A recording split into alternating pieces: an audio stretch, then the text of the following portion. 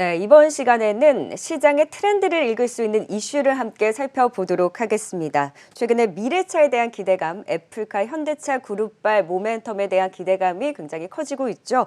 그래서 미래 모빌리티 신성장 동력 자동차 업계의 미래 청사진에서부터 찾아보는 투자 아이디어와 함께 살펴보도록 하겠습니다. 유진투자증권 이재일 자동차 연구원 연결해서 자세히 들어보도록 하죠. 안녕하세요. 네, 안녕하세요. 네, 반갑습니다. 자, 연말 새해부터 미래차에 대한 기대감, 자동차 업종 관련한 종목들의 약진이 굉장히 두드러졌었는데요. 최근에 주요 토픽, 주요하게 보고 있는 미래차에 대한 이슈 어떤 것들이 있었을까요? 올해 영역별로 토픽을 좀 정리를 해보면은 전기차 같은 경우는 글로벌 OEM들의 전기차 전용 플랫폼 기반의 신차 출시가 될 것 같습니다.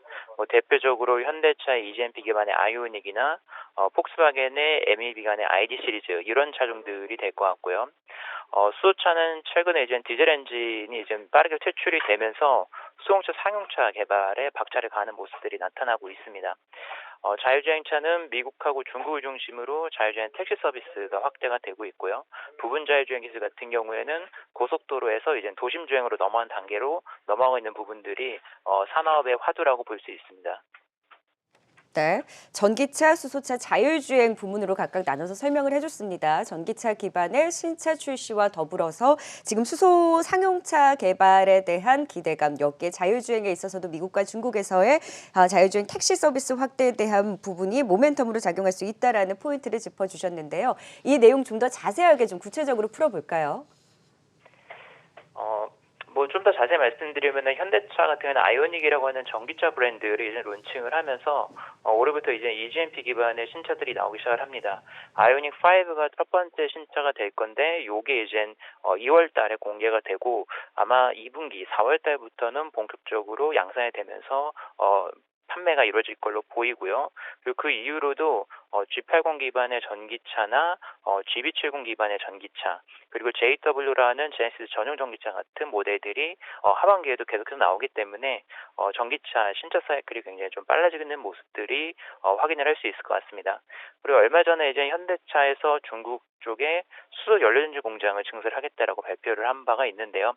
현재 이제 중국 같은 경우에도 수소 사용차를 빠르게 보급을 하려고 하는데 자체적인 기술력을 보유를 안 하고 있거든요. 그래서 현대차도 중국의 현지 파트너사를 섭외를 해서 중국 쪽에도 이제 본격적으로 수소차가 진출을 할 수 있을 것 같습니다.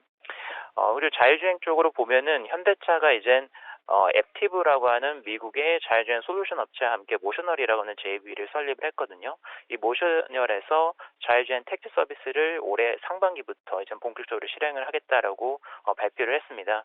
이제 자율주행 쪽도 이제 본격적으로 개발이 되고 상용화 단계로 넘어가는 모습들을 확인을 할 수 있을 것 같습니다. 네. 자, 그러면서 이제 완성차 업계도 지각 변동이 두드러지게 나타나고 있죠. 기존 완성차 업계에서는 구체적인 굵직한 좀 어떠한 변화가 예상되십니까? 지금 기술 경쟁이 상당히 많이 강화가 되고 있다라고 볼 수 있고요. 그리고 업체별로도 차별화가 이제 많이 나타날 것 같습니다. 기존의 내연기관차 같은 경우는 아무래도 산업이 좀 많이 성숙해 있었기 때문에 어떤 구조화된 경쟁 구도가 이제 크게 변화가 없었는데 앞으로는 좀 변화를 따라가지 못하는 업체들은 좀 많이 도태가 될 수밖에 없고 여기에서 치고 나가는 업체들 같은 경우는 점유율을 확대할 수 있는 기회가 된다고 볼 수 있습니다. 한국은 이제 미래장에서 핵심 경쟁력이 굉장히 좀 뛰어나다라고 볼 수 있는데 자동차 업체만 있는 게 아니라 IT, 2차 전지, 연료 전지, 차량 부품 등에 있어서도 굉장히 제조 경쟁력이 뛰어난 업체들이 많기 때문에 전반적으로 이런 것들이 시너지 효과를 발휘를 해서 내연기관차 시대보다 오히려 글로벌 시장에서 한국 업체들의 점유율이 더 올라갈 수 있는 좀 이런 그림이 펼쳐질 걸로 예상을 합니다.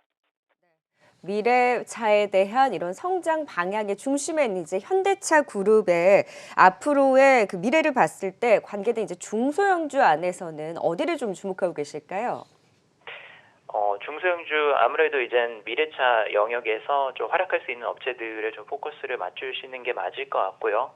이젠 가장 이젠 좋게 봐야 되는 거는 현대모비스와 이제 현대위아 요런 부분이 될 것 같습니다. 이 회사들은 현대차 그룹 내에서 기존에는 이제 내연기관차 위주로 많이 했었기 때문에 포트폴리오 전환이 좀 느렸었는데 앞으로는 이제 포트폴리오 전환이 빨라지면서 그런 부분들이 좀 부각이 될 걸로 예상을 하고요. 그리고 2차 그리고 전기차 쪽에서는 공조 시스템을 하는 우리산업, 그리고 수소차 쪽에서는 연료유 탱크를 생산하는 일진다이아 같은 업체들도 유망하다라고 보고 있습니다.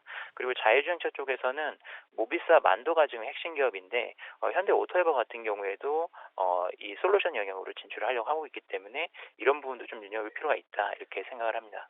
네, 현대차 미래 모빌리티 안에서도 역시 전기차, 수소차, 자율주행차 각각의 섹터를 나눠서 관련주들에 좀 관심을 짚어주셨는데 이 안에서 지금 시점에서 볼 수 있는 탑픽 어떤 종목 보세요? 올해 연간으로 이제 현대차, 현대위아를 이제 탑픽으로 말씀을 드리는데요. 결국에는 이제 현대차, 그러니까 국내 자동차 산업의 어떤 미래차 전략은 현대차를 중심으로 해서 전개가 될 수밖에 없습니다. 그렇기 때문에 현대차 아이오닉 그리고 제네시스 이런 플랫폼을 기반으로 해서 계속해서 좀 좋은 모습들을 보여줄 걸로 예상을 합니다. 그래서 이제 현대차를 이제는 좀 핵심적인 픽으로 좀 보셔야 될 것 같고요. 현대위아는 지금 최근에 주가가 좀 급등을 하기는 했지만 지금 PBR을 보게 되면은 여전히 뭐 0.6배 정도에 머물러 있고 과거 고점 주가가 20만 원대까지 올랐었지만 지금은 뭐 많이 올라도 뭐 6만 원, 7만 원 정도밖에 안 되고 있는 상황이거든요. 그래서 절대적으로는 저평가가 돼 있는 상황이기 때문에 포트폴리오의 전환에 따른 어떤 밸류에이션 리레이팅 이런 거를 감안을 하면은 좀 중장기적으로 좀 지켜볼 필요가 있는 회사다 이렇게 보고 있기 때문에 단기로는 조금 부담스러울 수 있지만 중장기 매력이 더 높다는 점에서 현대위아도 탑픽으로 추천해 드립니다. 네, 단기간 급등이 부담스럽긴 하지만 조금 더 긴 그림에서의 저평가되어 있는 현대위와 함께 또 그 중심에 있는 현대차까지 탑픽으로 또 자동차 업종 내에서 꼽아주셨습니다. 다만 미래차에 대한 기대감을 반영을 하면서 그러니까 성장성을 반영을 하면서 높게 올라왔던 단기 급등이기 때문에 실질적인 측면에서 과연 신차나 실적이 잘 나오는지 그리고 무엇보다 환율에 대한 좀 리스크가 있지 않나 좀 조정을 염두에 둬야 될지 리스크 요인에 대해서는 어떻게 보실까요?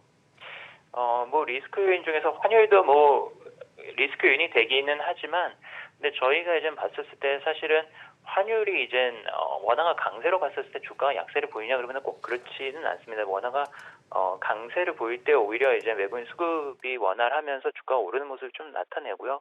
그리고 실적 측면에 있어서도 뭐 이게 구조적으로 이제 원화가 이제 초강세로 간다면은 뭐 판매나 이런 쪽에 영향이 미치기 때문에 그 부분이 이제 주가에 영향을 미칠 수 있지만 뭐 현재 수준 정도라고 한다면은 실제로 어느 정도 마이너스 되는 부분들은 어느 정도 이제 컨센서스에 반영이 되기 시작을 할 거고요. 판매 쪽에 영향을 미치는 단계까지 가지는 않았기 때문에 이런 전기차나 그리고 제네시스 신차들 글로벌 판매 증가하면서 그 부분이 오히려 이제 주가에 더 큰 키포인트가 된다라고 봐야 될 것 같습니다. 네, 리스크 요인을 덮는 앞으로의 기대감과 또 성장에 대한 요인이 조금 더 주목할 만하다라는 포인트까지 자동차 업종에 대한 전반적인 내용 들어봤습니다. 지금까지 유진투자증권 이재일 연구원과 함께했습니다. 오늘 연결 고맙습니다. 감사합니다.